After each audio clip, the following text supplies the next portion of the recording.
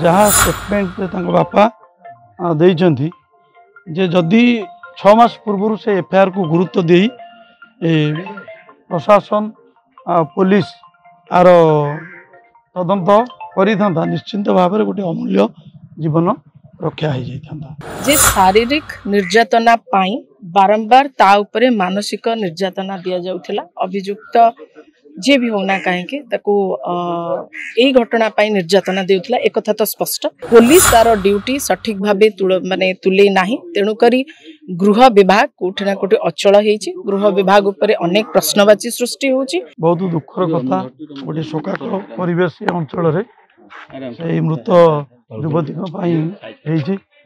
मु भी भारी जोर दुखित एवं गभीर भाव से परिवार प्रति मोर समवेदना सांत्वना ज्ञापन करुच्ची।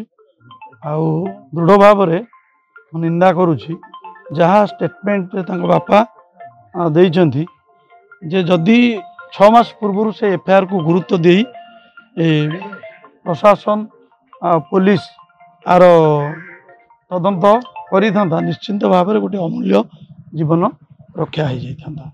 राज्य सरकार महिला मनोभाव रहा कथा सुरक्षा मनोभाव कथा न्याय दबा कथा आज सरकार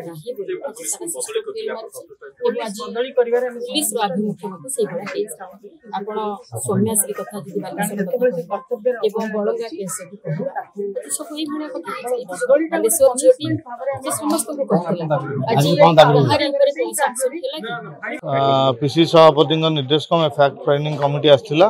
फैक्ट फाइंडिंग कमिटी सहित आम आसलु परिवार लोक कथा शुणिलु। काली मु राति अलरेडी एसपी सहित भेट करी मो सहित जिला सभापति प्रफुल्ल बाबू थे। आम काली एसपी को भेटला एसपी के आम काली गोटे दाबी देचु जे तुरंत कार्यानुष्ठान ग्रहण कर पलई बाबू को सस्पेंड करने को बट से सस्पेंड नक ट्रांसफर कर 24 घंटा टाइम मागी 24 घंटा भितर एविडेंस पाइले सस्पेंड करेंगे। जदि आम भी 24 घंटा पर आम एसपी को कार्यानुष्ठान न ग्रहण करेंगे आम केन्द्रापड़ा कांग्रेस राजराष्ट्र को ओल्लैब। काली आम अल्टीमेटम एसपी को दे दीजिए। देखो मृता पीड़िता बापा और माँ सहित कथा जहाँ आमर उपलब्धि है जे शारीरिक निर्यातना पाई बारंबार ता उपरे मानसिक निर्यातना दिया जाउथिला। अभियुक्त जे भी होना कहीं यही घटना पाई निर्यातना देउथिला एक कथा तो स्पष्ट जे शारीरिक निर्यातना पाई मानसिक निर्यातना दिया जाउथिला। द्वितीय कथा होची जे जदि घटना 8 मास हेलाणी एवं तांको बापा कहवा अनुसार तांको बापा पुलिस को ए बाबद रे जणाइथिले किंतु पुलिस सही समय रे कोनोसी रेस्पोंड कला नाही। जब बा पुलिस रो ड्यूटी सठिक भाव में न तुलेबा कारण आज आमे आउ एक झील को हरैलु। आमे निश्चित रूपे दुखित एवं चिंतित मध्य।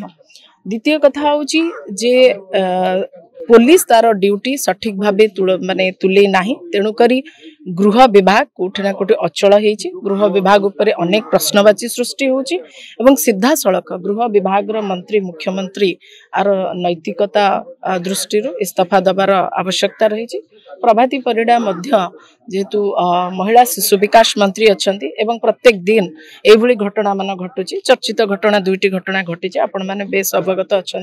जदि झील मैंने यही भाव में पोड़ी होइजिबे मरीजिबे क्या हत्या करके फिंगी दिया रास्ता कड़े ए सरकार कौनसी माने नीति नैतिकता आधार माने केबे भी इस्तीफा दियंती नाही। तेणुक गृह विभाग संपूर्ण भाव में फेल होइछि। गृह विभाग मंत्री हिसाब से मुख्यमंत्री